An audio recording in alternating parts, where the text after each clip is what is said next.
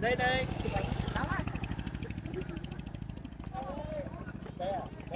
Đây trên này bạn đẹp hơn.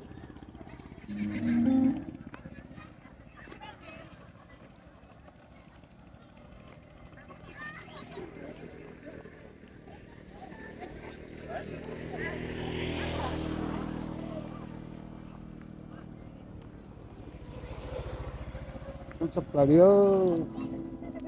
Cho nó có sống ăn tuần thôi.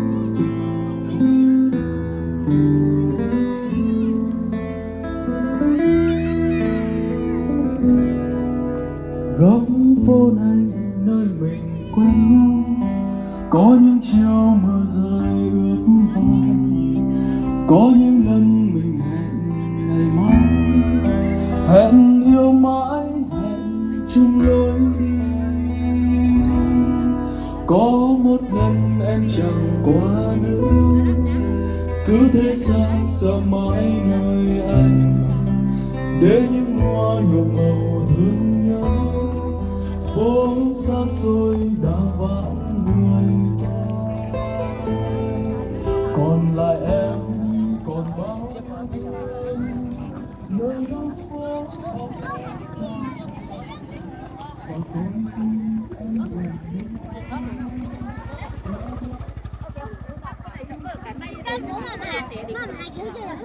em về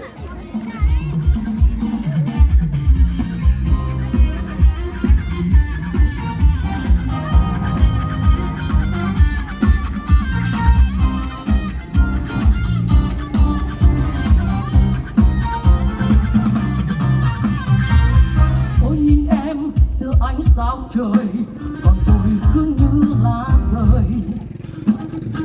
Nàng như mặt trăng tỏa sáng rạng ngời, làm gì mơ được chung đôi.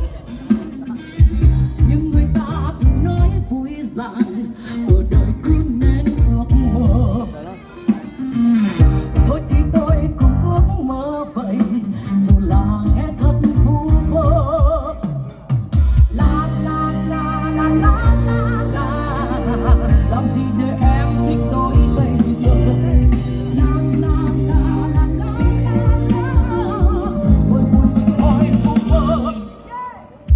Có cách chim nào bay nhanh kịp gió, có lối đi nào là đường đến chân trời. Có sao màn nào mong chạm tới áng mây trời, và có lý do nào để mình chung đôi. Và có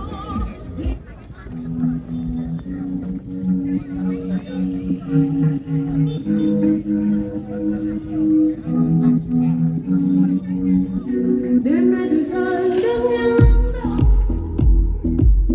cho đôi tình nhân tôi chung giấc mộng. Bỏ ra lòng thầm khó câu gió nhưng vì nhìn xa ước mơ. Xa em lộ không biết gió về đây, cùng anh chỉ gần sát trong mắt em. Môi em lòng thêm khó câu gió vì nhìn xa ước mơ. Ngại đường xa ước mơ, em về sao anh không ở lại đây đến đây. Vì đường xa ước mơ, em về em xin anh đừng về vì đường quá xa xôi. Sẽ mơ chỉ miền mãi không lắng động,